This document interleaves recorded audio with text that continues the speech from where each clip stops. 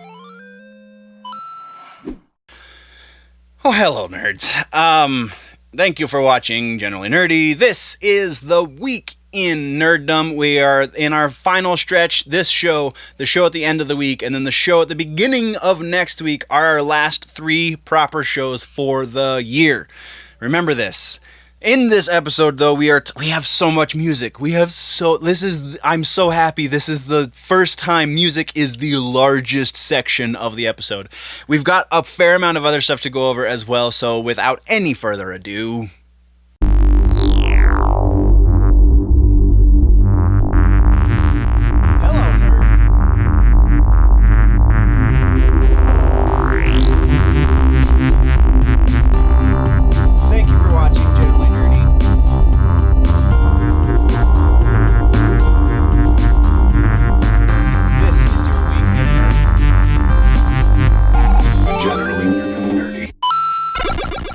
Housekeeping, I kind of already covered it. 3 more episodes counting the one you're watching now. So, also, it's been kind of sort of brought to my attention that sometimes people are catching things. If you see something, that's why I say at the end of every episode, if you see something that you know, especially in the rumor mill, if you know that there's been a confirmation of, or you have heard a conflicting rumor, by all means, let's have that conversation down in the comments. If you don't want to leave a public comment, then you can definitely message me on Facebook. Generally Nerdy is the page on Facebook. You can DM me there. Instagram is also a thing, or email. Dustin@generallynerdy.net is the place that you can send me an email, which nobody else sees but me. So there you go. So yeah, there's that. And now we're gonna jump into the music because it's a big one. First thing in music, we are talking about this one I just put in the news because it's kind of something of a train wreck. We're talking about Ivan Moody and a project that he guested on that just was released in the last few days. And if you don't know who Ivan Moody is, he's the singer. He is the singer for Five Finger Death Punch. If you don't like Five Finger Death Punch, I don't necessarily blame you, but he does have kind of a great voice, and it's just unfortunate he decides to make really mediocre music. So he also sang for a band called Motograder back in the early 2000s. That is definitely worth a listen to. He had a side project called Ghost Machine, which is also worth a listen to. Very much not metal, the Ghost Machine stuff. Very much artsy kind of experimental stuff over there, so that is definitely worth a listen. This, though, the song that we're talking about now is called Outlaws and Outcasts and something. It's a country tune. He did a guest spot for a country singer named Corey Marks, who's from Canada. Also on the track are Mick Mars, the guitar player from freaking Motley Crue, who has got to be like 80 at this point, and Travis Tritt. So I listened to the tune. You know, it's average, mediocre, overproduced pop country nonsense. This is everything that Hank Williams III rages against. This is everything that, like, Colter Wall and Tyler Childers and the Dead South, the people who listen to the good stuff, the Sturgill Simpson, those kind of folk are going to absolutely hate, because there's plenty here to hate. It has no soul. Again, it's overproduced. The Mick Mars solo is literally 2 bars worth of a solo that kind of he just stumbles through. It's really a kind of a dumpster fire of a song, which is why I had to talk about it. It was just too nasty to not. So yeah, there's that. There's a link to the video in the description. You can go check it out if you want. Though I would imagine from my description of it, you're gonna be less inclined. If you want to rip it apart with me, absolutely, let's do that. Go watch it and then make a comment here, and we can talk about all of the horrible choices they made in the production of that song and video. Next, we are talking about something that is kind of surprising to me, though probably shouldn't be. We have a new Lauryn Hill track. This comes from the Queen and Slim soundtrack. again, that's the part that shouldn't be surprising, but kind of was unexpected, I guess. The new track is called Guarding the Gates, link in the description, and I really have higher expectations for Lauryn Hill. Every time she's put out new music since Miseducation of Lauryn Hill has been kind of like, that was such a great record, and everything she did with the Fugees was amazing. And then she went crazy and started making crap music. So yeah, this one's not necessarily crap. It's just the beat is wrong for her vocal style, and just, it's a weird choice. Speaking of weird choices, we're moving next into a Taylor Swift song. That's right, Taylor freaking Swift. If you remember, she is in the new live adaptation of Cats, the Broadway musical that they're making into a musical in the movies. She teamed up with Andrew Lloyd Webber, and we talked about this was going to happen, and now they're releasing the song as a single. You can go follow the link in the description, go listen to it. It's the lyric video, I believe. The name of the song is Beautiful Ghosts, and so because Taylor Swift was in on the writing process with it, or in on the adaptation process, I guess, because there's something resembling this in the original Broadway musical. A lot of people were super worried that Andrew Lloyd Webber was going to be part of a pop song. This is very much a Broadway musical song. This is very much not what was expected out of Taylor Swift, and it's not bad. It's not great, but it's definitely better than I think anything that she put on her last record, even though I've only heard like maybe a tune or two. So interesting. Definitely looking for your opinion. Again, follow the link, listen to the song. Let's talk about it, because I'm still kind of making up my mind as to which side of this I'm falling on. Next, we are going into another viewer suggested piece that also has to do with the Hollywood Undead. This is going out to Lil Leo, who requested this piece. Hollywood Undead, we covered the first single that they released off of this record. They now have a release date for the record and a name. It's going to be New Empire Volume 1. It releases on Valentine's Day of 2020, so February 14th, 2020. We will see the release of the new Hollywood Undead. There is a new single released as well. As of filming this video, I have yet had time to listen to it, though I will include a link in the description. We can have that conversation down in the comments about, the direction. Because if you remember, the first single was not horrible, was something that was actually freaking listenable. So I'm hoping that the rest of the album follows suit. Next, we are talking about another kind of strangely unexpected piece. So I got a text from my father, if you're watching, Dad, just honestly like 4 or 5 days ago. Hey, whatever happened to that band Evanescence? Well, apparently that band Evanescence is putting out new music now. It's been a little while. I mean, Amy Lee has been doing things. She did acoustic stuff. She has been scoring music, scoring movies rather. She's been active. She just hasn't used the Evanescence name to its fullest, I guess is a way you could put that, for quite some time, for a few years. Well, they did a cover, Amy Lee and whoever she's got playing in the band right now, did a cover of The Chain by Fleetwood Mac, and it is coming out on the Gears 5 soundtrack. And actually, the proper single will be released this Friday, so hopefully before we film Friday, actually I'll be filming Thursday night this week, so I won't have heard it by then, but I will definitely find the link to the video then, and that'll happen in the next video.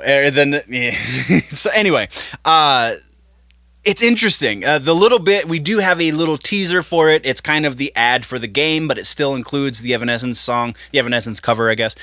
Very, very operatic. Was not expecting to like this as much as I did. And I actually feel really good about this. This is a strange way to cover Fleetwood Mac. Fleetwood Mac is one of those bands that a lot of people, most people, almost everybody, probably should just not cover. And Amy Lee and company did a decent job. I can get behind it. Next, we are talking about Corey Taylor. Corey Taylor, obviously lead singer for Stone Sour and Slipknot, is actually sounding like he will be putting out that solo record that we thought we'd never see. In a recent interview with What Culture Music, Corey Taylor talked about a whole bunch of stuff, but more specifically, because he has been doing a lot of talking dates and book readings and things like that, and he also does acoustic sets and things. He's been doing a fair amount more of those as of late, apparently. And so the topic of conversation went to his solo project. And it sounds like he's really laying out a good roadmap for what he wants to put in that project. It sounds like everything's going to be rock and roll take on another genre. So very interesting. I'm always interested to see what comes out of that man's brain. Next, we have still not done. We are still talking music, baby. We're talking Trans-Siberian Orchestra. That's right, the metal Christmas gods. They've already announced the tour, so that's a thing. And actually, this tour is not going to be as intensive as previous years, whereas we saw every date was 4 different performances because there's 2 touring groups for Trans-Siberian Orchestra, and each group did 2 shows a day. That's insane. That is seriously insane, but they're not doing it. It's not going to be that intensive this year, though still pretty nuts. That's not what we're talking about, though. We are talking about a Guitar World interview with one of their guitar players, and there is new music in the works. They are in the studio recording new holiday music, presumably to be released for next Christmas and not for the tour this year. Though I wouldn't be surprised if we got a couple of fan videos of them performing new tunes on the road this year, because why not? I mean, you're writing the songs, you might as well road test them, right? And then finally, we come to the end of the music section. I told you it was huge. The final piece in music is from a man named Brendon Urie. The younger viewers of the show will know that name. The older ones of us will not quite catch that. Panic at the Disco's lead singer is a kid named Brenden Urie. He's probably about my age.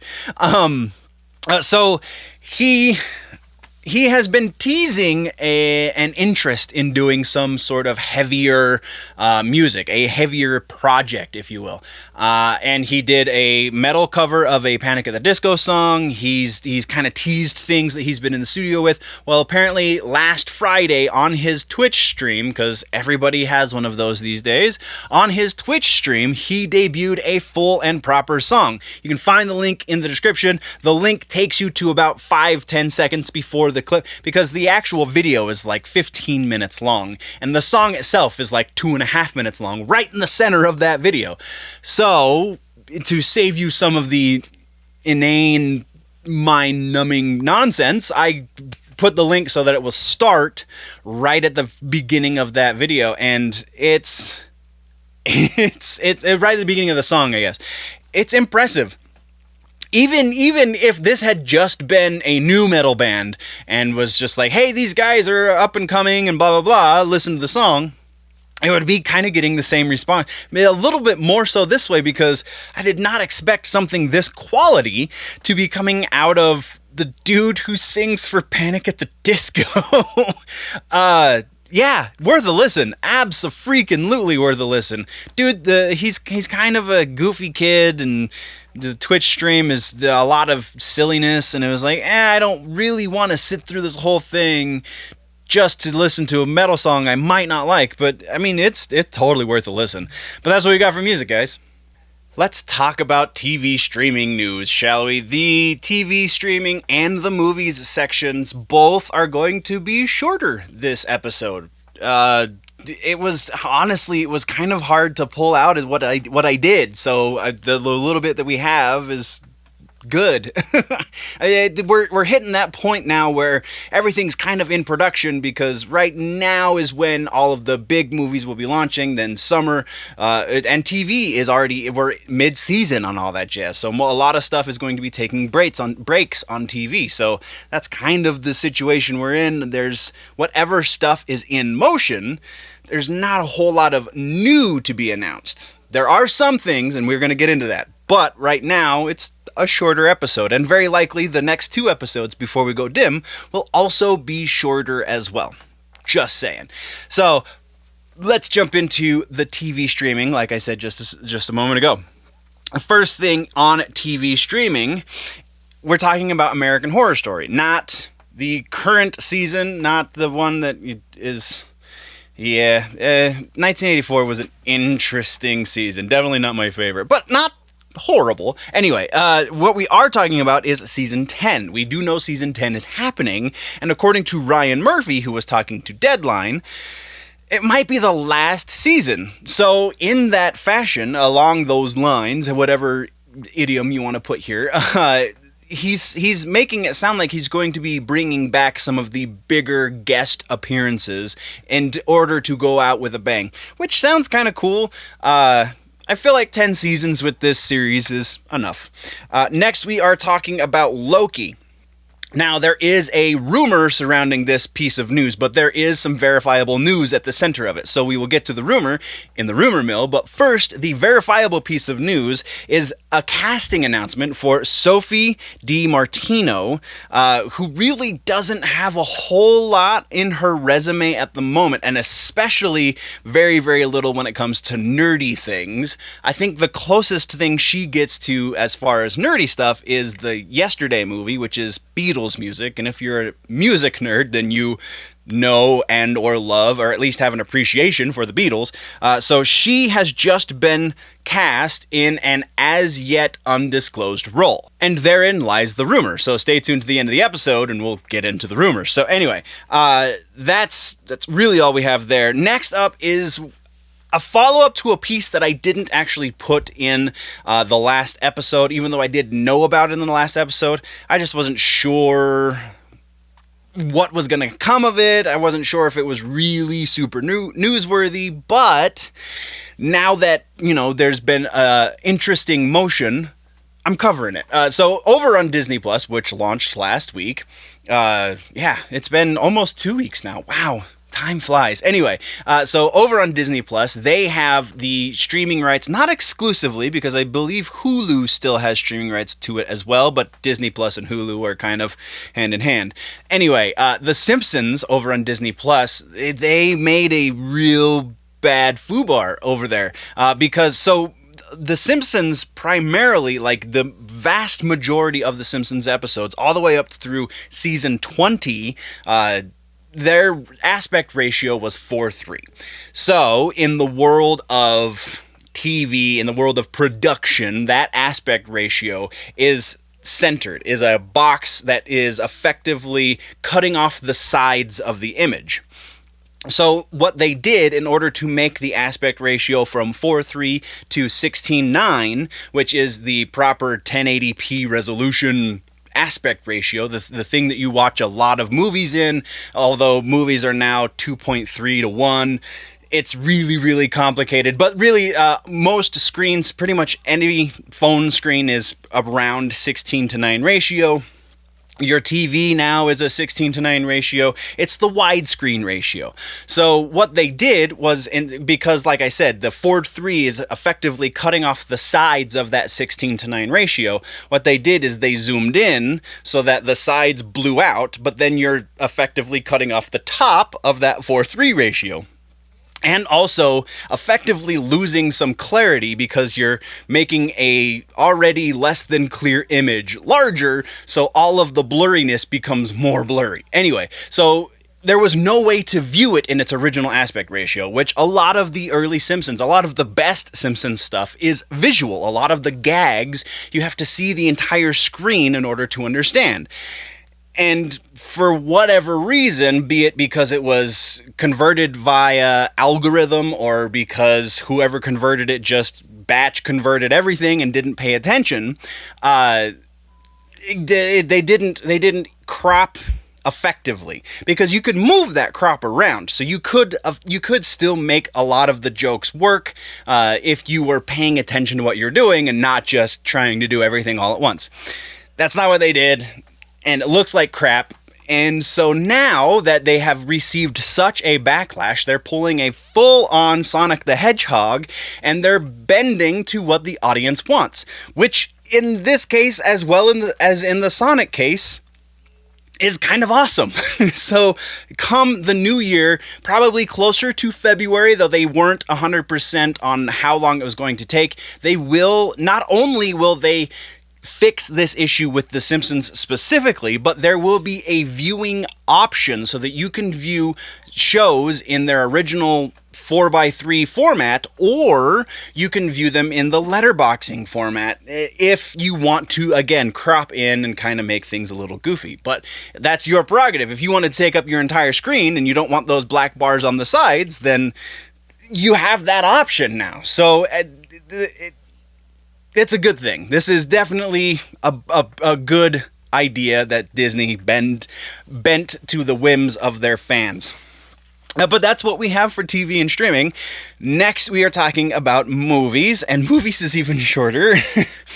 First thing is really just a quick update. Joker is now the first R-rated comic book movie, actually potentially even the first R-rated movie. I'm pretty sure I saw a couple of sources say that specifically. It's the first R-rated movie to cross $1 billion. And this is super noteworthy, not just because this proves that Disney's idea for Marvel is wrong. I mean, Logan kind of already did that. But this is noteworthy because this is without releasing in Japan. Warner Brothers has not edited this video so that it is suitable for release in Japan, or China. I don't know why I said Japan. In China. So this $1 billion box office, it is international. It is without the second largest movie market, well, the third largest, I guess, because India would be the second largest. So the third largest movie market on the planet. That's significant because the Avengers broke $1 billion. Every movie that's broke $1 billion has been released in China, and that's why it can break that $1 billion. So this is huge. This is kind of amazing. This is also, Joker has now officially eclipsed the Dark Knight trilogy. Any of the movies that came out in the Dark Knight trilogy, more specifically The Dark Knight, so Joaquin Phoenix Joker is more profitable than Jared Leto's Joker, which is a thing that's so surreal to me. But yeah, that's pretty epic. And then our only other piece of news comes from the Black Adam camp. Again, Dwayne The Rock Johnson, if you will, is the one that is breaking this news, which I think is kind of cool that he's taking such an active role in releasing information to the public. He took to his Twitter to announce their cinematographer, Lawrence Sher, has just been brought on board. And if that name doesn't sound familiar, then it kind of should. If you were, nerding out on the credits for The Joker, this is the same cinematographer from The Joker. So the amazing cinematography that we got in The Joker, all of the beautiful camera movement and everything in that movie, we're going to now get that same cinematographer for Black Adam, which is very, very interesting because Black Adam is going to be such a different movie.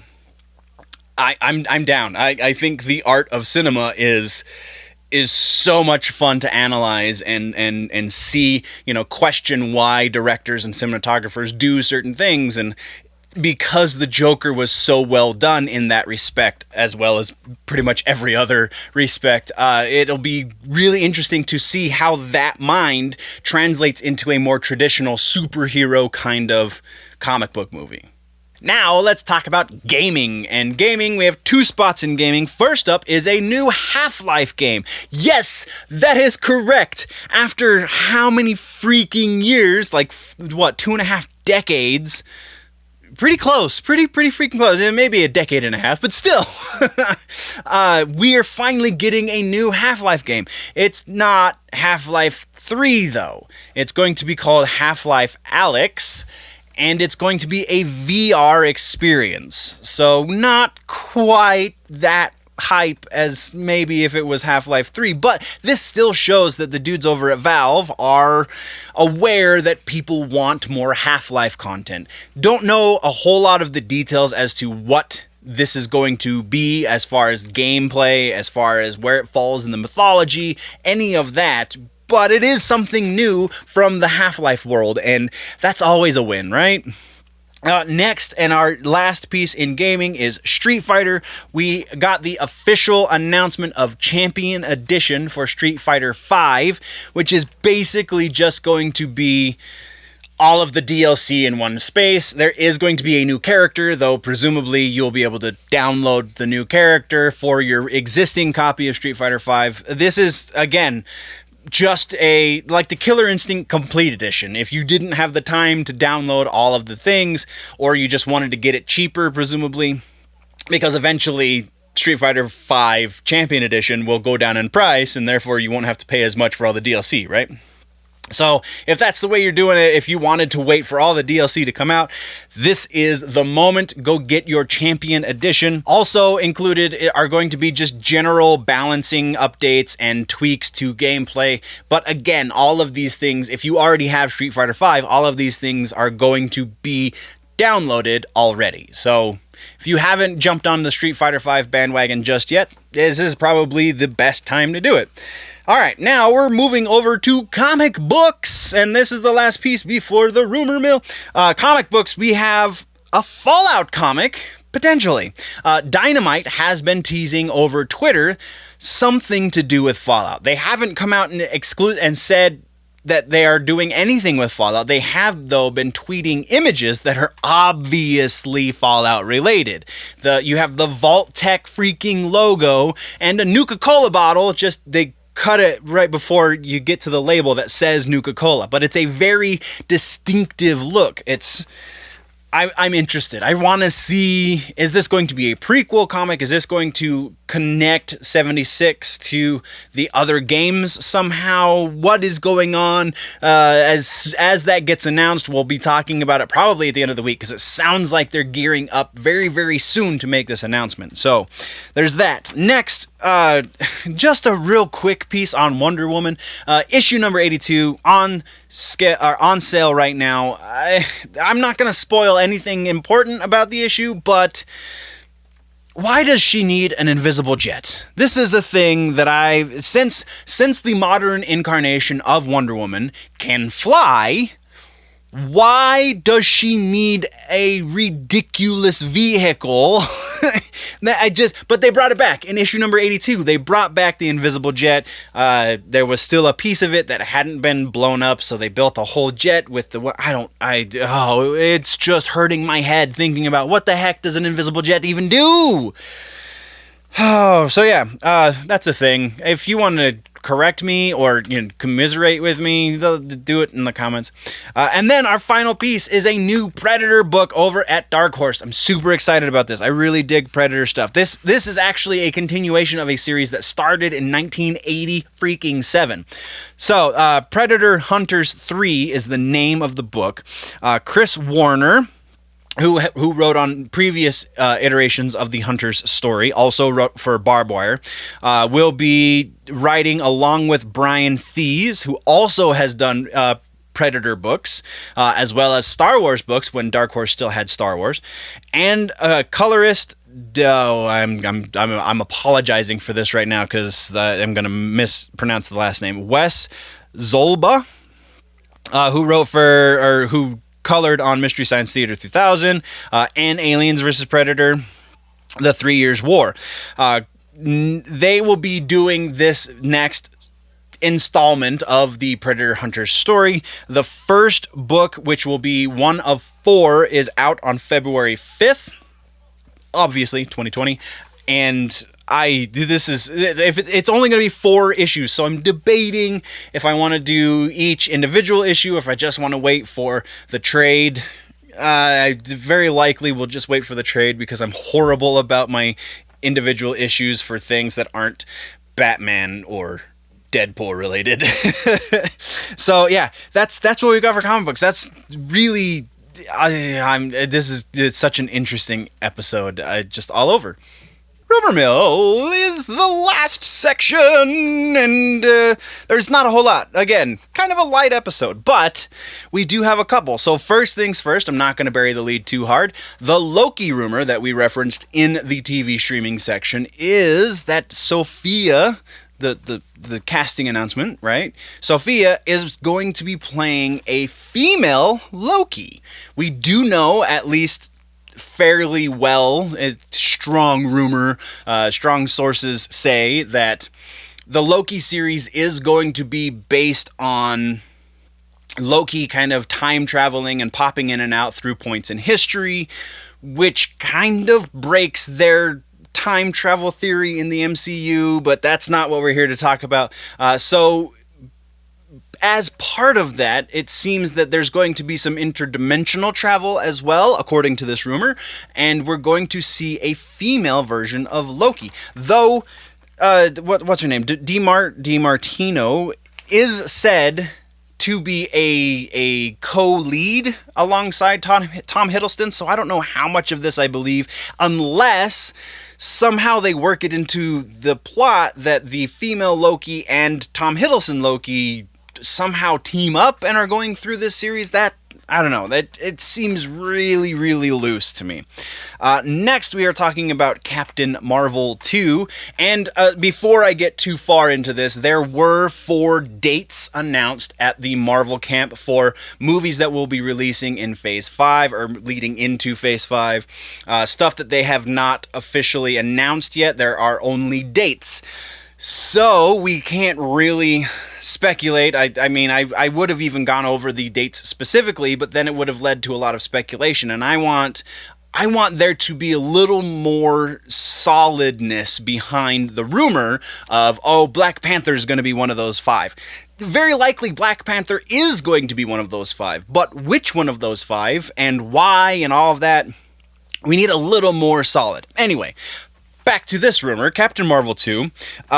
According to the rumor, we're going to be seeing in Captain Marvel 2, not only are we going to actually be seeing that Spider-Man subplot, which was rumored to be one of the reasons why Sony backed out of the Disney deal, but they're back into the Disney deal now, so it was presumed that that was dropped, if that was even part of it at all.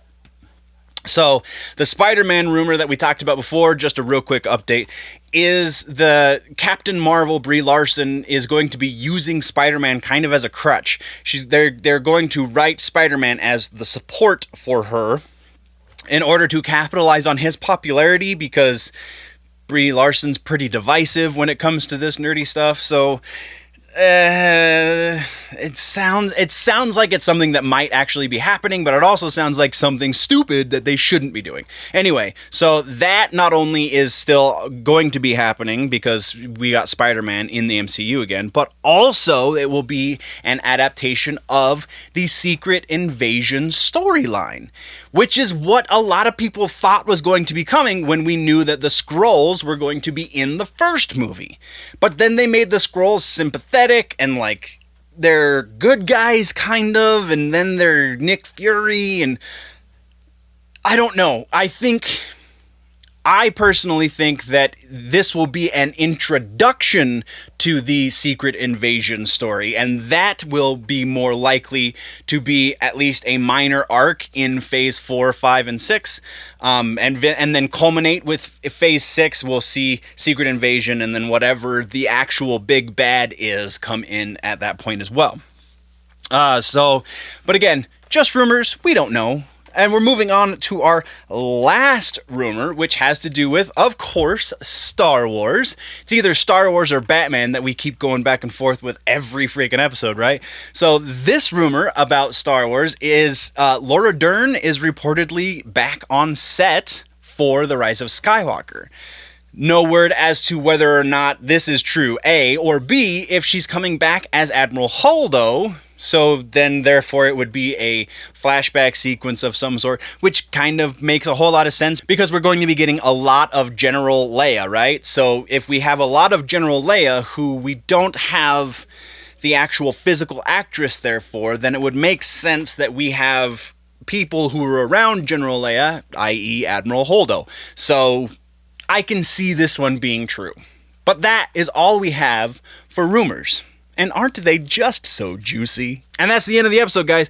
What did we miss? What should I talk about in the next one? Let me know in the comments down below. If, though, you want to go deeper in the conversation, jump over to the website, generallynerdy.net. That is the place to find everything, actually. You can, all of the links everywhere start at generallynerdy.net, all across the internet. The store, there is gear in the store. Definitely go check that out.